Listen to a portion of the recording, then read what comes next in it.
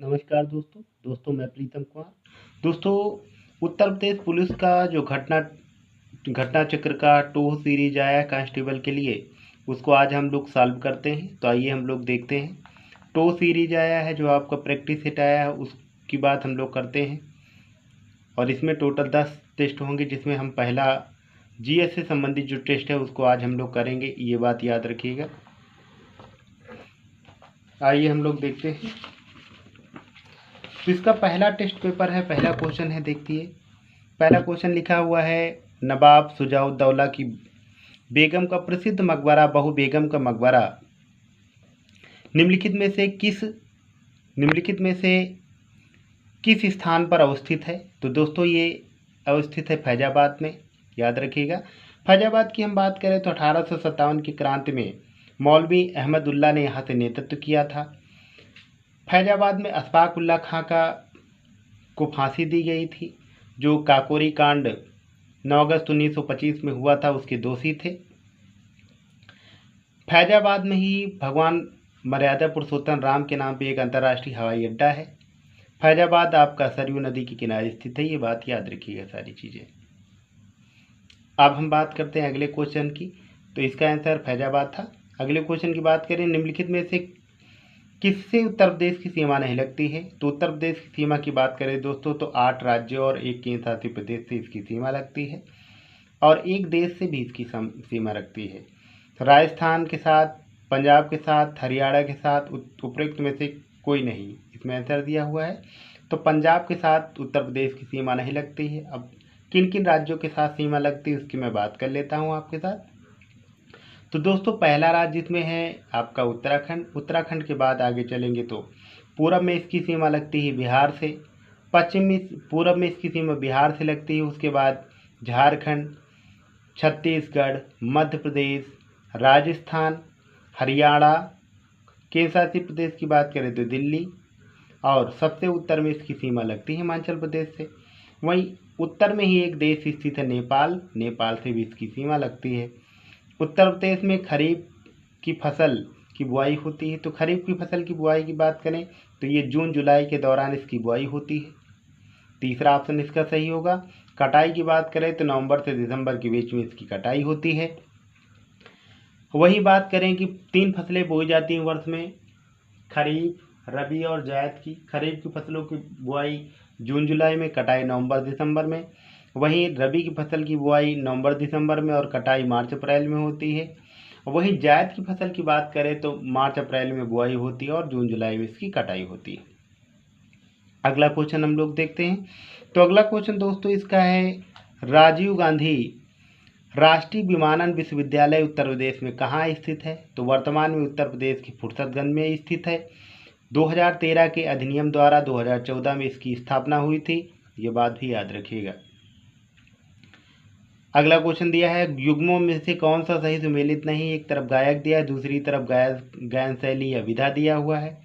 गायक में दिया हो राजन साजन मिश्र, ध्रुपद टप्पा शैली, ताज बेगम ठुमरी टप्पा शैली। तो ताज बेगम यही सुमेलित नहीं है। ताज बेगम का संबंध कथक से था, जो उत्तर प्रदेश का शास्त्रीय लोक नृत्य है। बड़ी मैना छोटी मैना का संबंध ठुमरी टप्पा शैली से है। वही अंबाजी चतुर्वेदी का संबंध ध्रुपद शैली से है।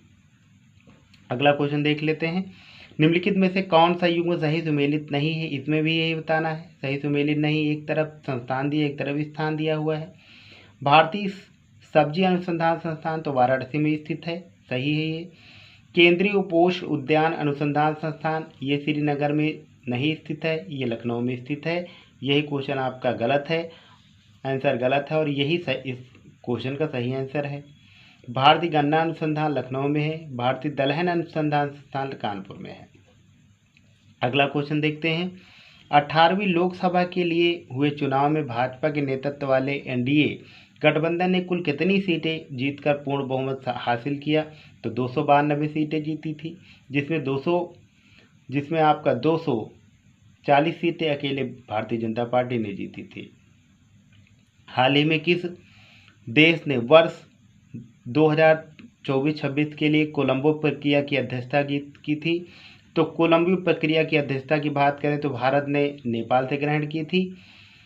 कोलंबो प्रक्रिया की स्थापना 2003 में हुई थी और इसका मुख्यालय जिनेवा में है। अंतर्राष्ट्रीय प्रवसन जो है इसका नेतृत्व करता है, उसका मुख्यालय जिनेवा में है। अगला क्वेश्चन देखिए, जून 2014 को 24 को किसने एक पेड़ माँ के नाम अभियान का शुभारंभ किया? तो प्रधानमंत्री नरेंद्र मोदी ने इसका शुभारंभ किया था। अन्य नामों में इसकी बात कर ले तो द्रौपदी मुर्मू महामहिम राष्ट्रपति इस समय, जगदीप धनखड़ जी इस समय उपराष्ट्रपति हैं, वही भूपेंद्र यादव वर्तमान समय में श्रम एवं रोजगार मंत्री हैं। 10 नंबर क्वेश्चन देखते हैं, हाल ही में किस देश ने आधिकारिक तौर पर अपनी अंतरिक्ष एजेंसी लॉन्च की है? तो ये किया है दक्षिण कोरिया ने। दक्षिण कोरिया की राजधानी की बात करें तो सियोल इसकी राजधानी है। उत्तर कोरिया की राजधानी की बात करें तो प्योंगयांग इसकी राजधानी है। वही केन्या की राजधानी नैरोबी है। ब्राज़ील की राजधानी की बात करें तो ब्राज़ीलिया इसकी राजधानी है। दक्षिण कोरिया और उत्तर कोरिया के बीच में 38वीं समांतर रेखा इन दोनों को अलग करती है। 11 नंबर क्वेश्चन देखिए, मई 2024 में किस भारतीय प्रौद्योगिकी संस्थान के परिसर में DRDO औद्योगिक अकादमी उत्कृष्टता केंद्र की स्थापना की गई?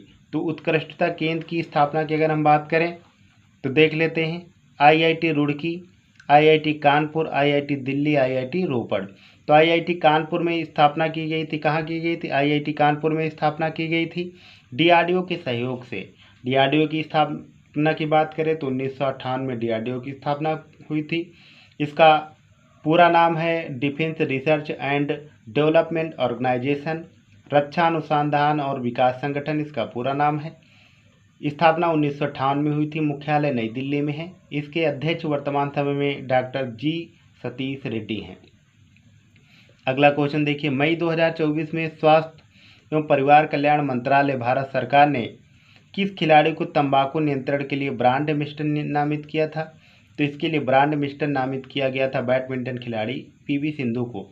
और 31 मई को तंबाकू निषेध दिवस के रूप में मनाया जाता है, ये बात भी याद रखिएगा। अगला क्वेश्चन देख लीजिए, भूकंप की तीव्रता किस उपकरण द्वारा मापी जाती है? तो सिस्मोग्राफ में भूकंप की तीव्रता मापी जाती है। ऑप्शन डी सही होगा। हाइड्रोमीटर की बात करें तो तरल पदार्थों की सघनता को मापा जाता है। वही बैरोमीटर की बात करें तो बैरोमीटर से वायु दाब को मापा जाता है। पॉलीग्राफ की बात करें तो इसे लाई डिटेक्टर टेस्ट कहते हैं, जिससे आपका झूठ और सच का पता लगाने के लिए अदालतों में इस्तेमाल किया जाता है, जिससे आपका BP और अन्य शारीरिक गतिविधियों पर ध्यान देते हैं। PC कल्चर से तात्पर्य है मत्स्य पालन का। PC कल्चर हो या एक्वा कल्चर हो, दोनों का संबंध मत्स्य पालन से है। वह रेशम पालन की अगर हम बात करें तो रेशम कीट पालन सिल्वी कल्चर के अंतर्गत करते हैं। कि किसके अंतर्गत करते हैं? सेरी कल्चर, सिल्वी नहीं, सेरी कल्चर के अंतर्गत। अगला क्वेश्चन देख लीजिए, लिखा हुआ ब्रिटिश ईस्ट इंडिया कंपनी द्वारा हिंदू विधवा पुनर्विवाह अधिनियम किस वर्ष में पारित किया गया? तो 1856 में पारित किया गया था। ईश्वर चंद्र विद्यासागर के सहयोग से। ब्रिटिश संसद के कौन से अधिनियम ने कलकत्ता सर्वोच्च न्यायालय की स्थापना करने की व्यवस्था की थी? तो ये किसने की थी? 1773 के अधिनियम द्वारा स्थापना 1974 में हुई थी। इसके मुख्य न्यायाधीश की बात करें तो सर एलिजा MP इसके मुख्य न्यायाधीश थे। वही 3 सहायक न्यायाधीश थे, जिसमें चैम्बर्स, लिम्बिस्टर और हाइड इसके सहायक न्यायाधीश थे।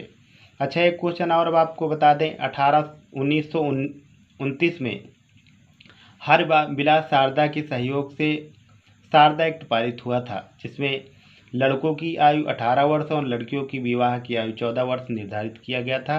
तो विवाह अधिनियम वो था आपका, और ये विधवा पुनर्विवाह अधिनियम था। अगला क्वेश्चन देखिए, रियाल किसकी मुद्रा है? तो रियाल किसकी मुद्रा है? तो रियाल की अगर दोस्तों बात करें तो रियाल सऊदी अरब की मुद्रा है। बांग्लादेश की मुद्रा की बात करें तो बांग्लादेश की मुद्रा टका है। वहीं अफगानिस्तान की मुद्रा की बात करें तो अफगानिस्तान की मुद्रा है। मलेशिया की मुद्रा की बात करें तो रिंगित मलेशिया की मुद्रा है। अगला क्वेश्चन हम लोग देखते हैं, बैंकिंग निम्नलिखित में से किस क्षेत्र का उदाहरण है। दोस्तों 3 क्षेत्रों की बात करते हैं हम अर्थव्यवस्था में, प्राथमिक क्षेत्र, द्वितीयक क्षेत्र और तृतीयक क्षेत्र। प्राथमिक क्षेत्र में विशेष तौर से कृषि और उससे जुड़े उत्पाद आते हैं। द्वितीयक क्षेत्र की अगर हम बात करें तो द्वितीयक क्षेत्र के अंतर्गत औद्योगिक उद्योग आते हैं आपके, जैसे कंपनियां, फैक्ट्री हैं। और वहीं तृतीयक क्षेत्र में आपका सेवा क्षेत्र आता है, जिसमें बैंकिंग है, बीमा है और आपके बहुत सारे जो है जैसे इंजीनियर है, डॉक्टर है, ये सारे सेवाएं देते हो, तो सेवा क्षेत्र के अंतर्गत आता है आपका। निम्नलिखित में से कौन सा एक यूनेस्को की विश्व धरोहर स्थल है जो तमिलनाडु में है, इसके बारे में बताना है। पहला दिया अजंता की गुफाएं, दूसरा दिया हम्पी में स्मारकों का समूह, तीसरा दिया कोणार्क सूर्य मंदिर और चौथा दिया है महाबलीपुरम में स्मारकों का समूह। तो महाबलीपुरम या मामल्लपुरम का स्मारकों का समूह इसमें शामिल है, जो तमिलनाडु में स्थित है। और वहीं अगर हम बात करें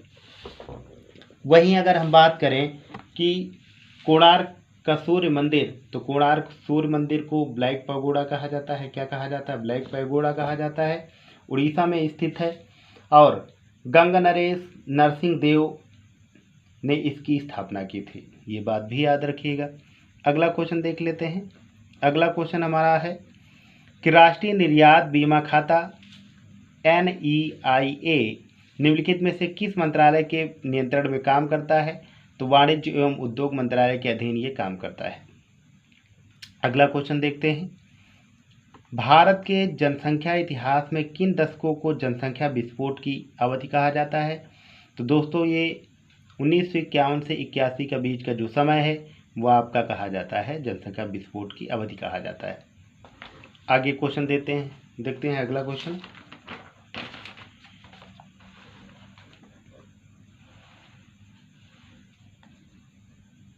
अगला क्वेश्चन देखते हैं हम लोग। अगला क्वेश्चन है प्राकृतिक प्रक्रियाओं के तहत घरेलू कचरे के अपघटन को ... कहा जाता है। तो क्या कहा जाता है? जैव निम्नीकरण प्रदूषण कहा जाता है। क्या कहा जाता है? जैव निम्नीकरण प्रदूषण कहा जाता है। ये बात याद रखिएगा आप लोग, सभी लोग ये बात याद रखिएगा। तो क्या कहा जाता है? जैव निम्नीकरण कहा जाता है, ये बात भी याद रखिएगा आप लोग। अगला क्वेश्चन देखिए, लिखा हुआ है किस प्रकार की मिट्टी प्रकृति में स्वतः जुताई वाली मिट्टी है? तो काली मिट्टी स्वतः जुताई वाली मिट्टी। कैसी मिट्टी है? काली मिट्टी स्वतः जुताई वाली मिट्टी है। काली मिट्टी को ही रेंगुर कहा जाता है। काली मिट्टी को कपासी मिट्टी भी कहा जाता है, क्योंकि इसमें कपास का उत्पादन होता है। काली मिट्टी की अगर हम बात करें तो बेसाल चट्टान से इसका निर्माण होता है। दक्कन के पठार के आसपास इसका विस्तार है, जो महाराष्ट्र और आपका गुजरात में ज़्यादा विस्तृत रूप से है। इसे रेंगुर मिट्टी भी कहा जाता है, ये बात याद रखिएगा। वही लाल मिट्टी की अगर बात करें तो लाल मिट्टी में आयरन ऑक्साइड पाया जाता है, जिसके कारण ये लाल दिखती है और ये आपकी मोटे अनाजों के लिए विशेष रूप से उपयोगी है। पीली मिट्टी की बात करें तो बारिश के मौसम में जब लाल मिट्टी में पानी प्रवेश करता है तो पीली मिट्टी की तरह दिखने लगती, पीली मिट्टी से कहा जाता है। लेटेराइट मिट्टी की अगर हम बात करें तो लेटेराइट मिट्टी, लेटर मतलब ईंट होता है, ईंट की कणों से बना हुआ है, जो काजू उत्पादन के लिए जानी जाती है। जलोढ़ मिट्टी की बात करें तो ये उपजाऊ मिट्टी है। नवीन क्रॉप है आपका, जिसमें धान अन्य बहुत सारी फसलें उगाई जाती हैं।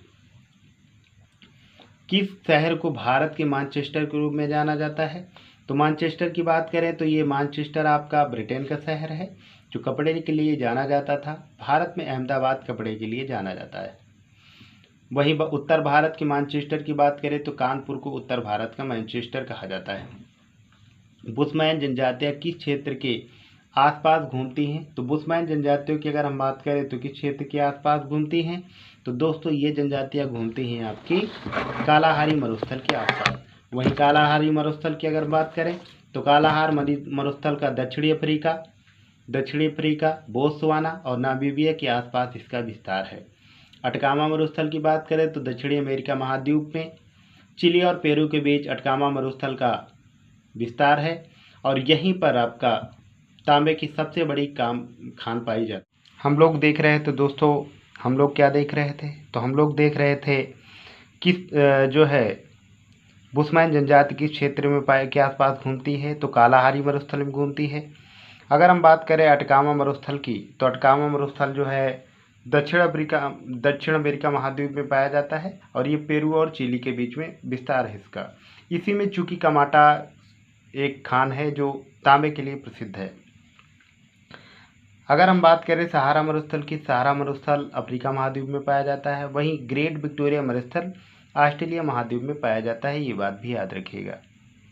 अगला क्वेश्चन हम लोग देखते हैं, हमारे राष्ट्रीय चिन्ह के नीचे आदर्श वाक्य क्या है? तो सत्यमेव जयते आदर्श वाक्य है और ये जो है आपका मुंडको उपनिषद से लिया गया है। किस उपनिषद से लिया गया है? तो मुंडको उपनिषद से लिया गया है, ये बात याद रखिएगा।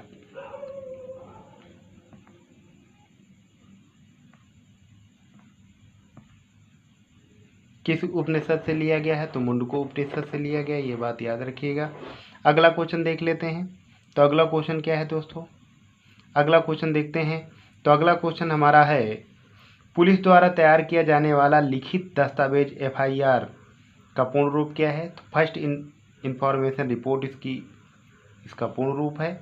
अच्छा, हम बता दें सत्यमेव जयते मुंडको उपनिषद से लिया गया है और उपनिषद की टोटल संख्या कितनी है? तो 108 है। फेसबुक की निम्नलिखित में से किस विशेषता को पूर्वानुमान बाजार प्रेडिक्टर कहा जाता है? तो ये कहा जाता है फोरकास्ट को, इसको भविष्यवाणी भी कहा जाता है। अगला क्वेश्चन देख लेते हैं। अगला क्वेश्चन क्या है? तो अगला क्वेश्चन है CIRT का पूर्ण रूप क्या है? तो कंप्यूटर इमरजेंसी रिस्पांस टीम इसका फुल फॉर्म होता है दोस्तों। 30 नंबर क्वेश्चन देखिए, पहले देसी भारतीय मूक फिल्म राजा हरिश्चंद्र के निर्देशक कौन है? तो धुंधी गोविंद राज फाल्के इसके जो है ये दादा साहब फाल्के इसके निर्देशक थे, ये बात याद रखिएगा। अगला क्वेश्चन देख लेते हैं।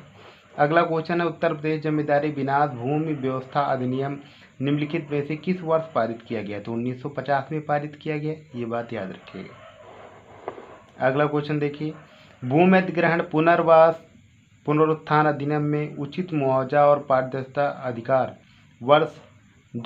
में अधिनियमित किया गया।